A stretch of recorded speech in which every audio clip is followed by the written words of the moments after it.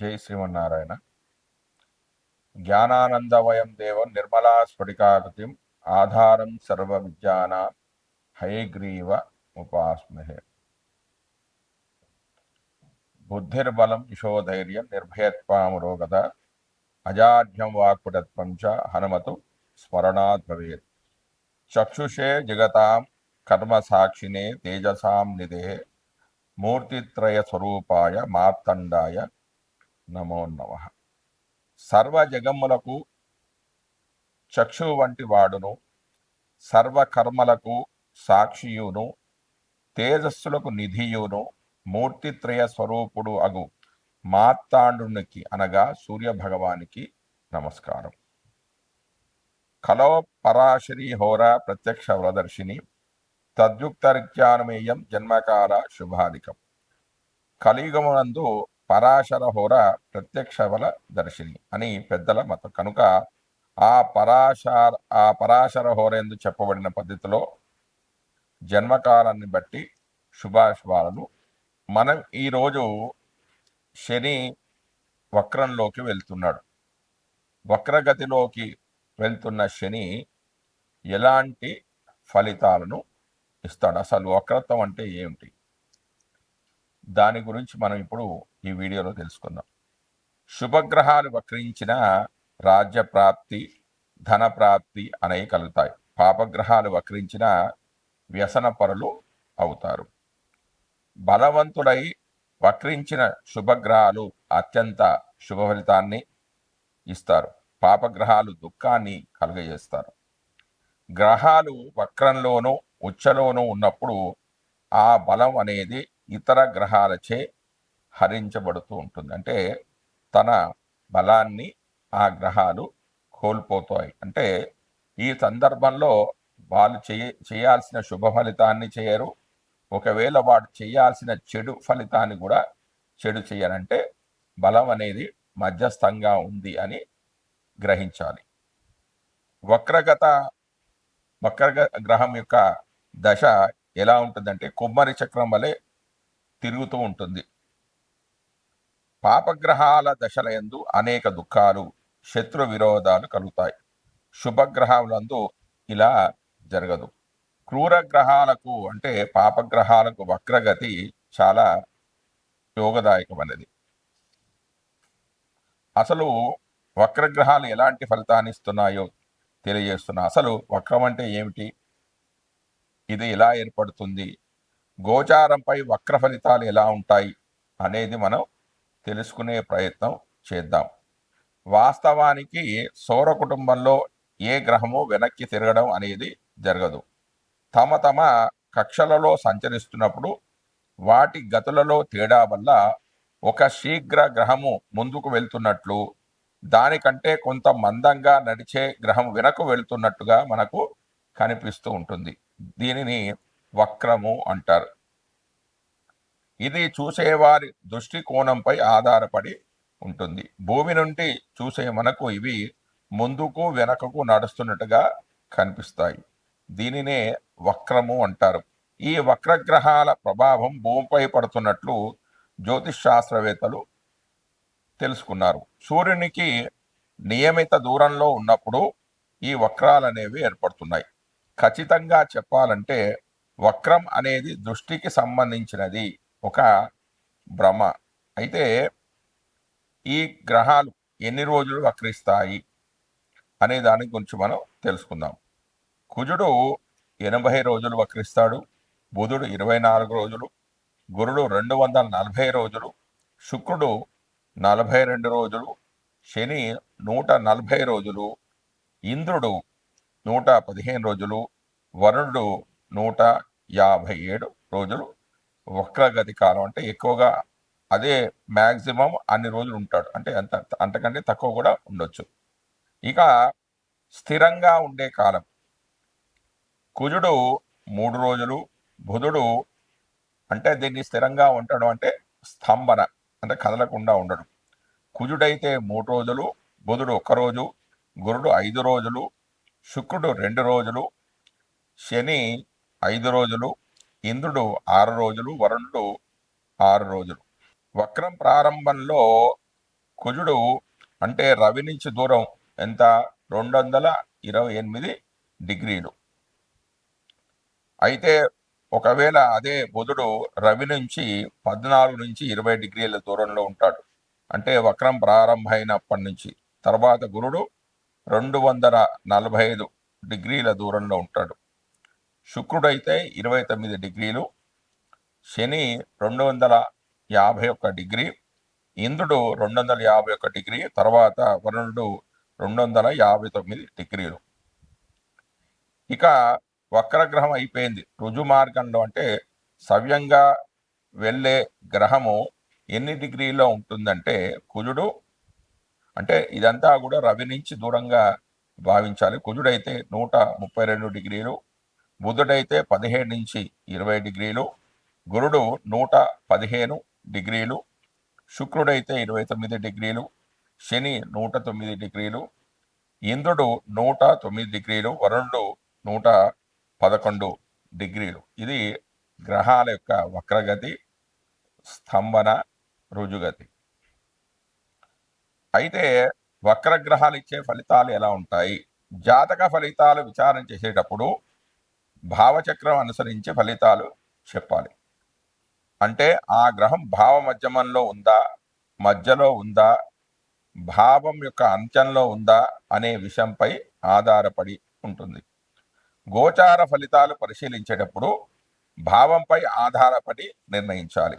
దీనిని నిర్ణయించేటప్పుడు గమనించవలసిన విషయాలు ఏంటంటే, ఉదాహరణకు జాతకంలో సప్తమంలో బుధుడు 8 రాసుల 23 డిగ్రీల 30 నిమిషాలు ఉన్నాడు అనుకుంటే, రాశిలో చూడడానికి సప్తమంలో ఉన్నట్టుగా కనిపించిన సప్తమ భావ అంత్యం అంటే 8 డిగ్రీల 19 8 రాసుల 19 డిగ్రీల 16 కావడంతో అసలు సప్తమ భావంలోనే లేడు.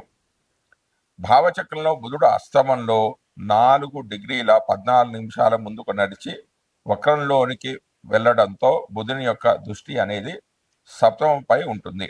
అయితే బుధుని యొక్క దృష్టి 8 డిగ్రీలు మాత్రమే ఉండడం భావ అంత్యంపైనే పడుతుంది. అంటే బుధుడు అష్టమానికి సప్తమానికి సంబంధించి ఫలితాలు ఇవ్వడంలో బలహీనుడని తెలుస్తుంది. ఆ వివరాలు చూడకుండా సప్తంలో ఉన్నాడని చెబితే ఫలితాలు అనేవి అసలు సరిపోవు.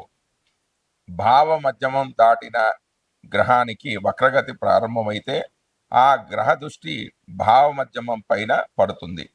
దీని ఫలితాలు ఆ గ్రహ స్వభావం అనుసరించి బలంగా ఉంటాయి. భావారోహ గ్రహం వక్రగతిలో ఉంటే ఆ గ్రహ దృష్టి వెనక్కి ప్రసరించి భావ ప్రారంభంపై పడతాయి. ఇక్కడ బలమైన ఫలితాలు చెప్పలేము. ఈ విషయాలు గణితంతో మాత్రమే తెలుసుకోగలం.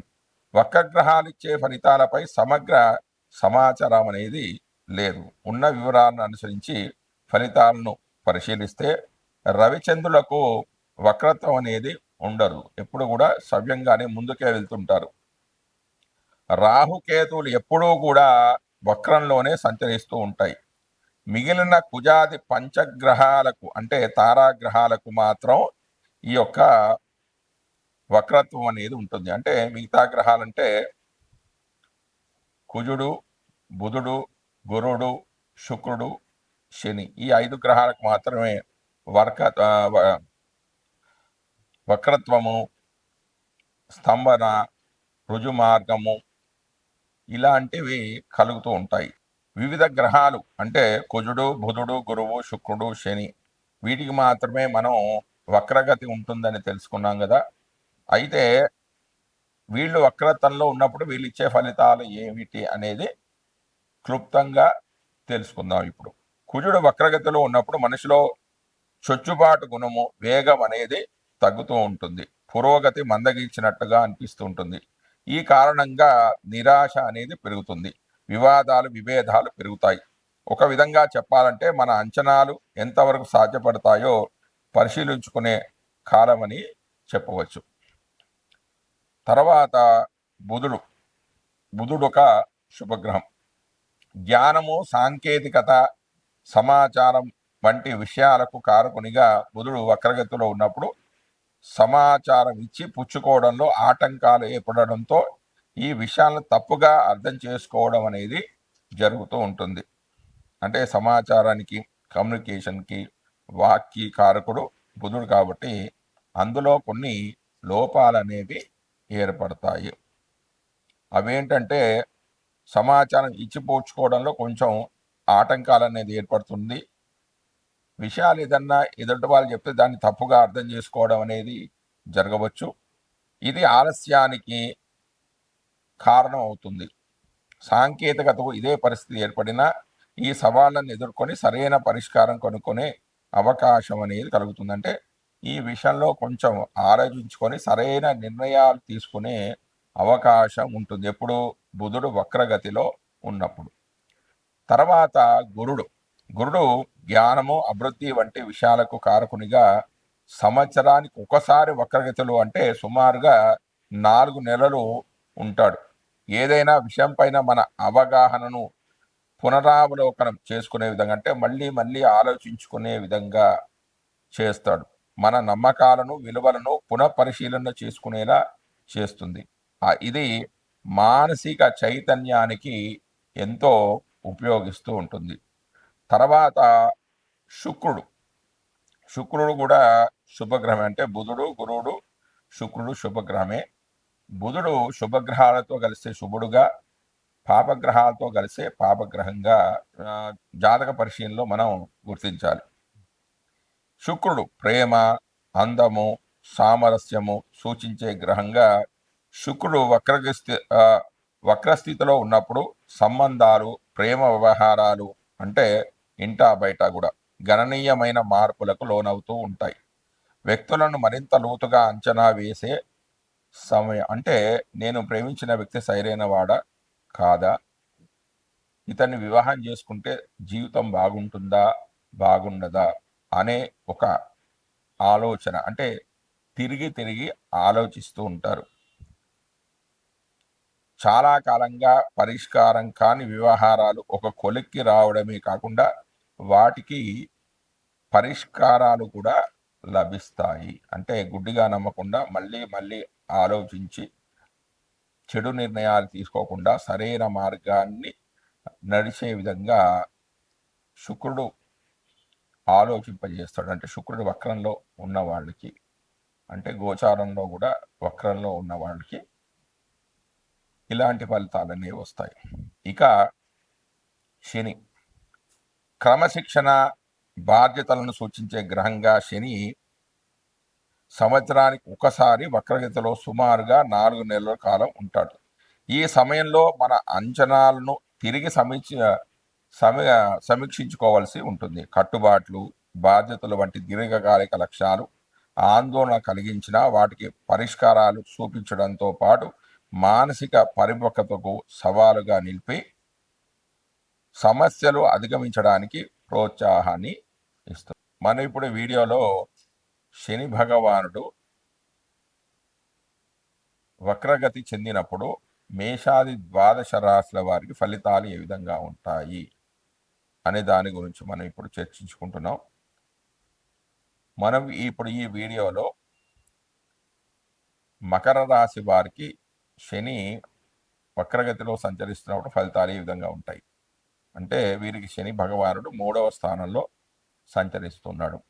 పాపగ్రహాలైన రవి, కుజ, శని, రాహు, కేతువులు 3వ స్థానంలో సంచారం వల్ల శుభ ఫలితాలే కలుగుతాయి.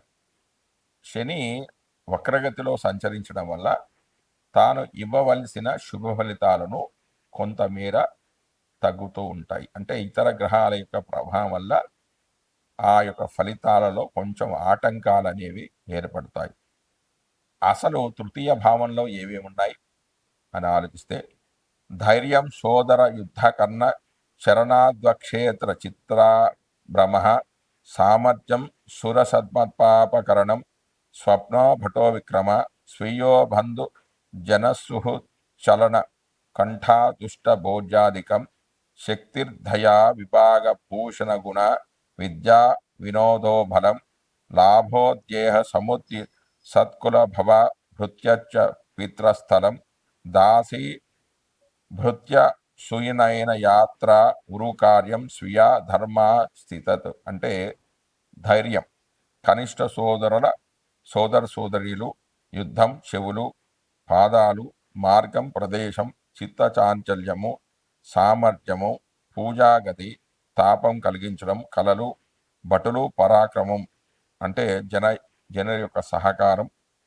దగ్గరి బంధువులు, స్నేహితులు, ప్రయాణం, కంఠం, చెడు పదార్థాలు భుజించడం, శక్తి, ఆస్తి విభజన, ఆభరణాలు, గుణం, విద్యా వినోదాలు, శారీరక బలము, లాభం, శరీర పుష్టి, మంచి కులంలో జన్మ, సేవకులు, తండ్రికి సంబంధించిన ప్రదేశము, దాసి జనం, మంచిది అయిన చిన్న వాహనం, దగ్గర ప్రయాణాలు, కార్యసంధానము, స్వధర్మము అనే వాటిని తృతీయ భావంలో పరిశీలించాలి.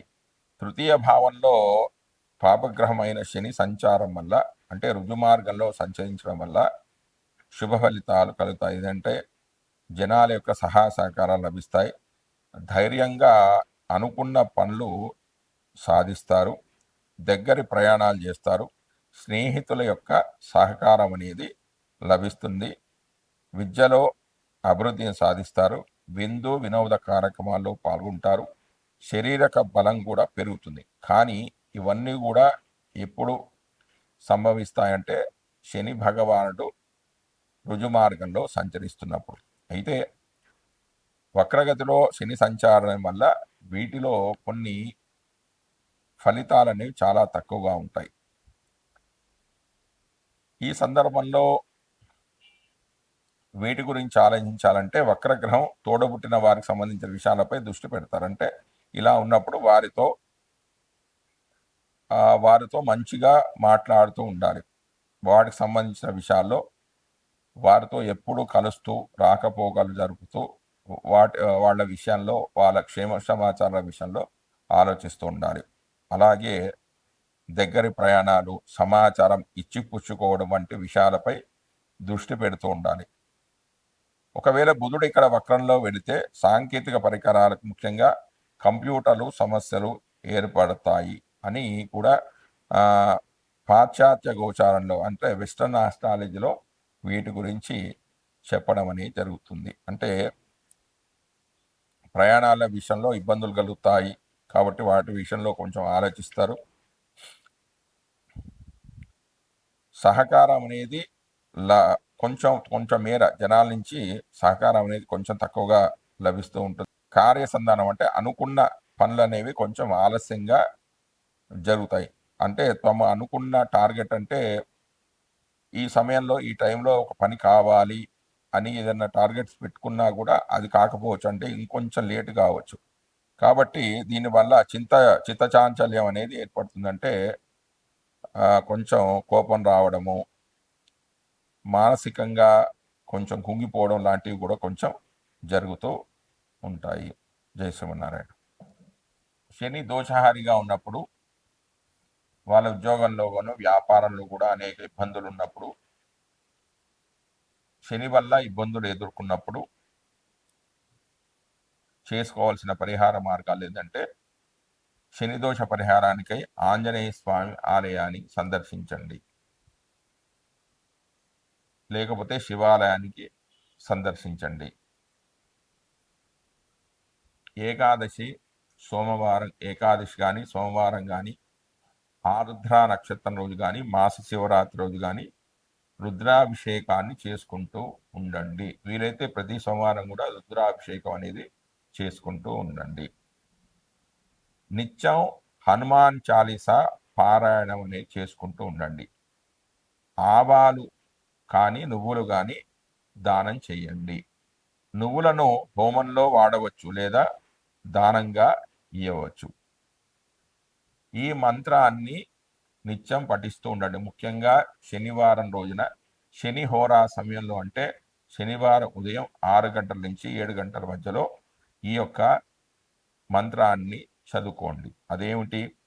నీలాంజన సమాభాసం రవిపుత్రమిమాగ్రజం ఛాయామాత్తాండ సంభూతం తన్నమామి శనేశ్వరం అనే ఒక ఈ మంత్రాన్ని కానీ ఓం ప్రాం ప్రీం ప్రోం సహ శనేశ్వరాయ నమః అనే మూల మంత్రాన్ని కానీ గురువుల చేత ఒక్కసారి ఈ మంత్రాన్ని చెవిలో చెప్పించుకొని శనివారం రోజున శనిహోరా సమయంలో చెప్పాను కదా 6 నుంచి 7 మధ్యలో ఒక 108 సార్లు, అంటే ఒక జపమాలలో 108 ఉంటాయి, అవి 108 సార్లు చదువుకున్నట్లయితే శని యొక్క దోషాలు అనేవి తొలగిపోతాయి.